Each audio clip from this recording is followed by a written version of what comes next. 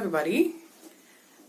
I just want to say to you guys today, Baraka Shalom Vahai. And as we know it to be, blessings, peace, and life to each and every one of you today. Today we're going to be doing the Hebrew alphabet. We're going to be sharing on the Hebrew alphabet. This is not a Hebrew class, but this is just so that you will understand where we're at and where we're going. So I just want to say welcome to Mission House Assembly, every one of you, and to our extended family overseas as well who connects with us on a regular. We just want to bless you today. And I just want to say also a special welcome to Rest Day Ministry, not being biased. Okay, so let's take a look at the first letter of the alphabet, which is Aleph. Aleph was represented by an ox head. The ox head told you that this is the letter A. This letter is a silent letter, and it's compared. You can compare it, to the H in the word honest. It was also called L in earlier times. So let's look at Bet. Bet was represented by the image of a house in ancient Hebrew, and that letter, the name of it was still Bet.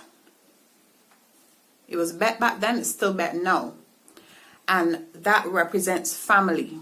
The image of the house represents family. So we're going to Gimel. Gimel was formerly called Gam in ancient Hebrew, and it was represented by the image of a foot. And the image of the foot meant to walk or to carry. Okay, so we're looking now at Dalet.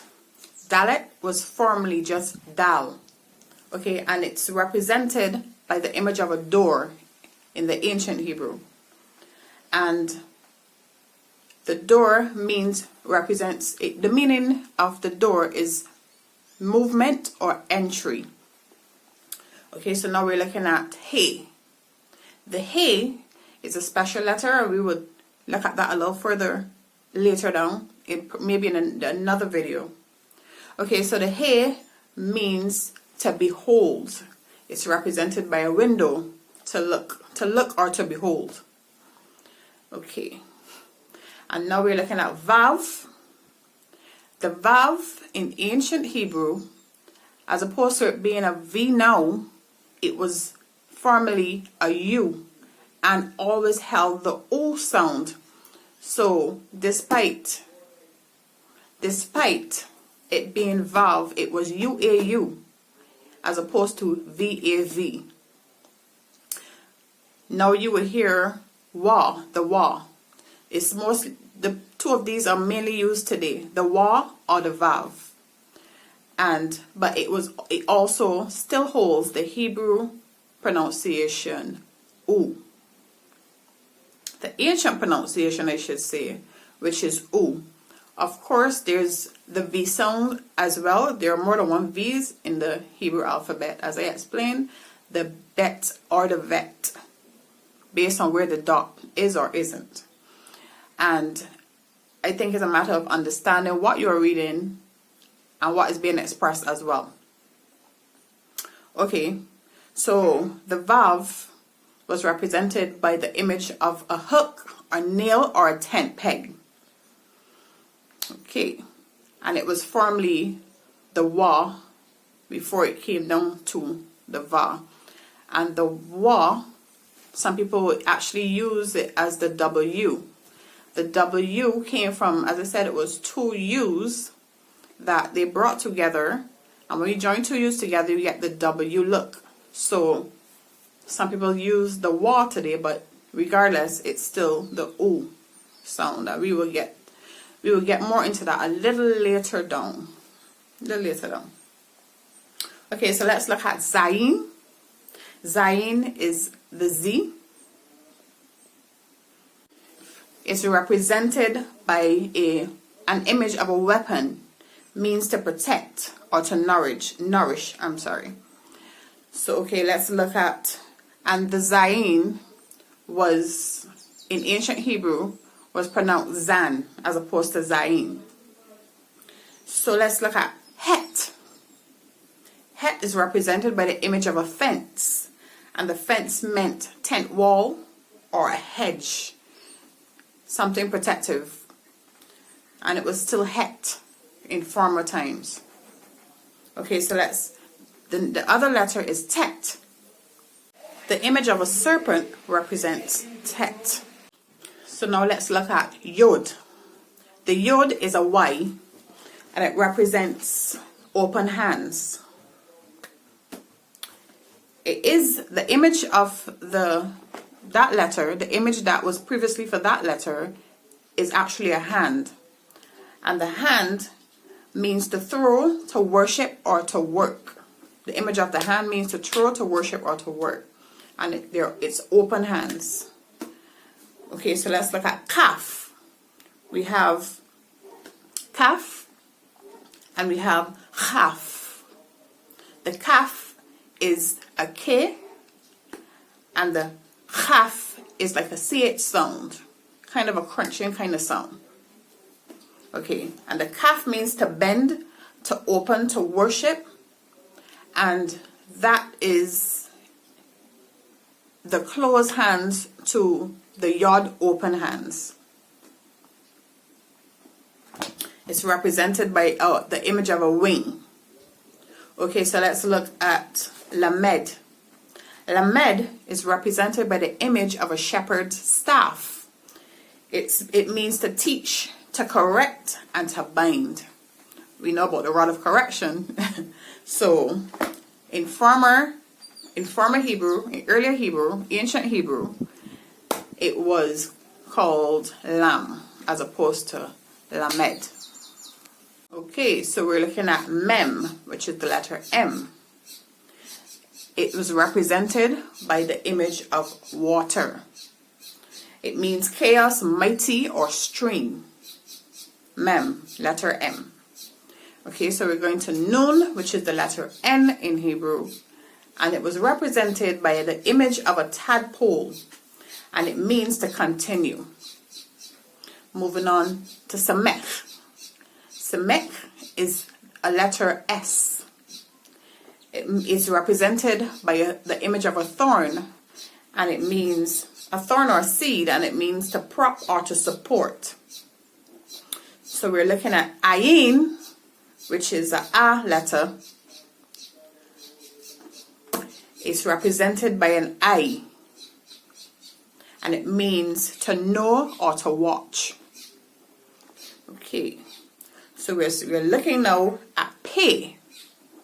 In this one letter Pe, we have Pe or Fe, using the same letter. Same dot again. If you have a dot in front, it's the Pe. Without the dot, it's Fe. And that's represented by an open mouth, and it means to blow or to scatter. Okay, next letter is Tsadi, or as some people pronounce it, Tzadik. It's represented by a fish hook, and it means trial, hunt, movement, or journey. Okay, we have Kuf, which is a Q in the Hebrew alphabet. It's represented by the image of an axe. The Kuf can be used as a Q, or it can be used as a K. Moving on to Rish, or Rish. The Rish is the letter R. It's represented by a head, and it actually means head in Hebrew. Rish and also Rosh, it means head. Shin is the second last letter, and the Shin is represented by some teeth, the image of some teeth. That is a S. Another S, but with this particular S, when you have a dot over the right hand side, is called the Sheen, which gives you the SH sound, like shoe. And when you have the dot over the left hand side of the Sheen, it's actually now a Sin, or a Sin. That's how it's pronounced. So you have the SH or the S.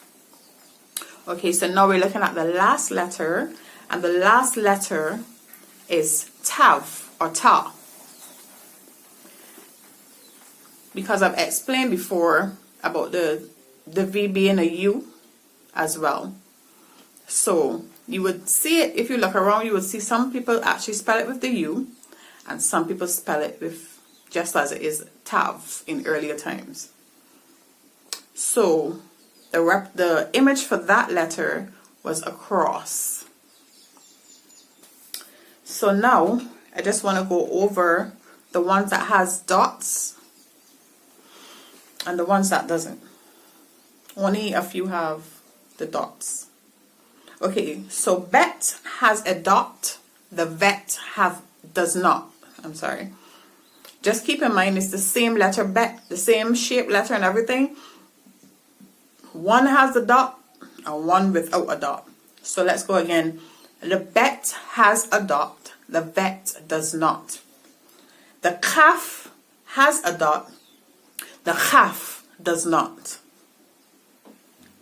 The Pe has a dot, the Fe does not. The Sheen has a dot on the right, and the Sin or the Sin has a dot on the left. So now I have something interesting to show you. And you know, when I was growing up, I always used to see something within the Bible. I'm sure most of you, if not all of you, have seen it before, and probably like me was wondering what it was. It was something strange to me. And only when I got older, I started to dive into the Hebrew bit, is when I understood what it was. If you look at Psalms 119, you would see the entire Hebrew alphabet. In case you were wondering what it was or what it is, it's the entire Hebrew alphabet. And you can actually learn the alphabet through Psalms 119. And I will try to show you that now. It's not in every single Bible, especially not the most modern Bibles. You wouldn't see it. More in older Bibles. I have two Bibles here that have them in them, I should say. But I'll show you one of them. And it's very interesting to see. They, over the years, from long ago, they try to steal so much from us and try to hide so much from us, but some trails was left behind. So you know, the people that are really seeking will be able to start to put the pieces together. Okay, so let me look for Psalms 119 to show you, and you can start learning your Hebrew alphabet from Psalms 119. Okay, so here we go.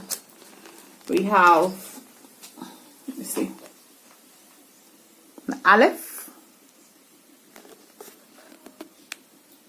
Bet, Gimel, Dalet, He, and I want you to pay special attention to the Vav. You see it spelled V-A-U? Yeah, as opposed to V-A-V. Just to confirm what I was telling you guys earlier, the U, and this is more ancient stuff here. The newer Bibles wouldn't even have this in it. So you can take your time and look through the rest for yourself, but I just want to show you the last letter as well.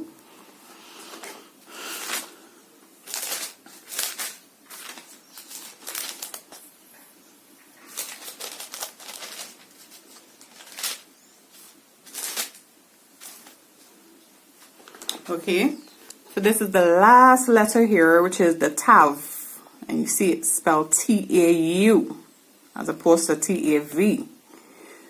So yeah, one more thing in particular I would like to show y'all. This is mainly going over to our next session, but let me just show y'all while we're here so that you can refer back to it as well. Okay, so you see this the yod, remember we talked about the yod, the letter yod, which is the Y. So here you would see Jod, J-O-D. So let me just start to, get your minds going. The Hebrew alphabet, as you just saw, doesn't have a J in it. The J is only a few hundred years old. It was never in the original and, earlier alphabet. The alphabets evolved as the years pass. So that letter is yod. That word is yod. The letter is yod, the Y.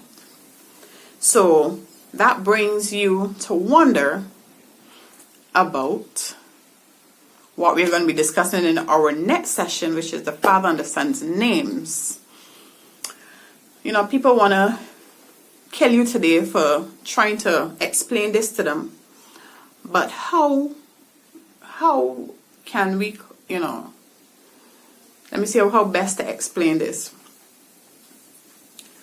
How did we get Jesus? I'll just give you this brief little thing here before we actually get into it in our next session. But how did we get Jesus and Jehovah in our Bible today? And this is something that people, they turn on you, they think you are freaky, they think you are weird for even discussing it or even saying anything. People treat you like you're an alien for having these discussions, for even bringing it up. They get vexed with you and don't even want to see you, they think you're strange. But you just saw here, we went through the Hebrew alphabet. It doesn't have a J. So you can clearly see that there wasn't a J. And obviously if there wasn't a J, the Father's name, say let's use Jehovah Bet, his name could have never been called Jehovah. And let's look at let me just tell you about the first Bible that was translated. The first Bible is the 1611 version, the first English Bible. And that Bible, the names for the Father and the Son didn't even have a J in there. The name for Jesus was Jesus with an I. It has some similarity to do with the Y. So his name in the first ever English translation is Jesus. So question, think about how it was Jesus in the first Bible. And I'm sure our earlier ancestors, our earlier foreparents would have been calling him Jesus at that time, because that's what they had, right? I mean, some of our foreparents who was back in slavery days and who was closer to those days, a lot of them knew the right name, and they used to call him by the right thing, the right name. But over time, as we know, our ancestors, our foreparents were beaten to take on a new way of life. They were beaten, they were killed, and everything to take on a new way of life. Anyhow, I don't want to stray too far from the topic, as most of this is for our next session. But looking at the Jehovah Bet, how can it be Jehovah? How can it be Jesus? And in the 1611 version, it was Iowa as opposed to Jehovah. So now these days, when people want to kill you and treat you weird because you're explaining this to them, they're really ignorant. Most of us, I was in ignorance as well. Most of us are in ignorance. So what I'll do is let you think on that for a little bit until our next session. I enjoyed doing this video. I hope I didn't forget anything. And until next time, shalom, shalom, shalom. Bye.